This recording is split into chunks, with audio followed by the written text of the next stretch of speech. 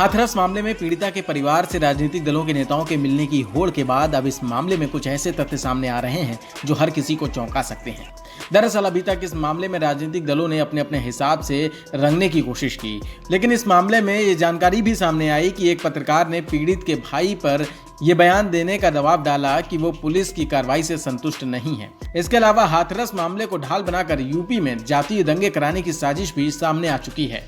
फिलहाल इस मामले पर योगी सरकार ने सीबीआई जांच की सिफारिश कर दी और इस बात की जानकारी कोर्ट को भी दे दी है, लेकिन परिवार की तरफ से सीबीआई जांच न कराने की बात भी सामने आ रही है। इसको लेकर भी परिवार पर सवाल खड़े हो रहे हैं। परिवार की मांग है कि इसकी जांच सुप्रीम कोर्ट की निगरानी में कराई जाए। इन सब के अलावा एक न्यूज चैनल की पड़ताल में जो सामने आया वो हैरान करने वाला है। दरअसल चैनल की पड़ताल के मुताबिक पीड़िता और मुख्य आरोपी के बीच पुरानी जान पहचान की बात भी सामने आ रही है और दोनों लोगों के बीच शायद बातचीत भी होती थी। दरअसल इस मामले में कॉल डिटेल्स के मुताबिक आरोपी संदीप और पीड़िता के परिवार के एक नंबर के बीच बातचीत होती थी। ये नंबर पीड़िता के बड़े भाई के नाम पर रजिस्टर है। दोनों के बीच अक्टूबर 2019 से मार्च 2020 के लगभग करीब 5 घंटे बातचीत हुई, लेकिन इसको लेकर जब पीड़िता के बड़े भाई से ये पूछा गया कि आपकी और संदीप की फोन पर बातचीत होती थी तो उन्होंने इससे साफ इनकार कर दिया।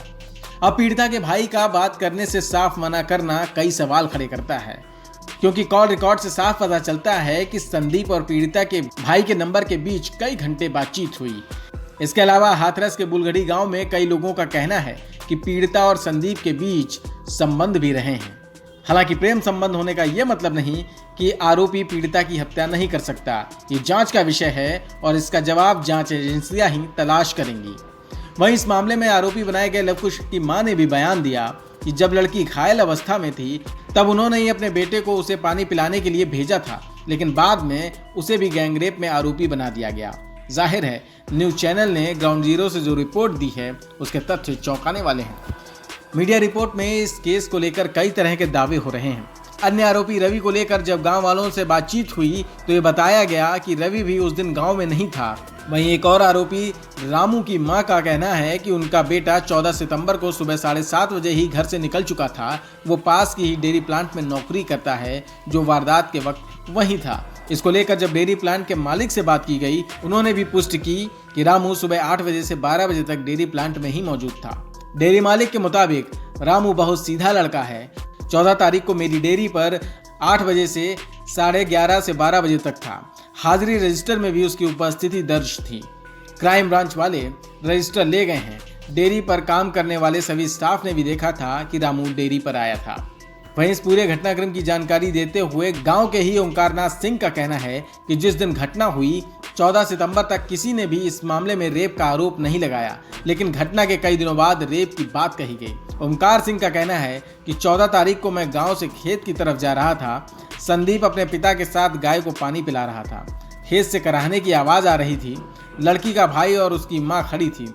लड़की खेत में पड़ी थी। लड़की का भाई कह रहा था कि सिर्फ संदीप का नाम लेना। इस पूरे मामले में गांव वालों के जो बयान और दस्तावेज सामने आए हैं उसको लेकर कई अहम सवाल खड़े हो रहे हैं।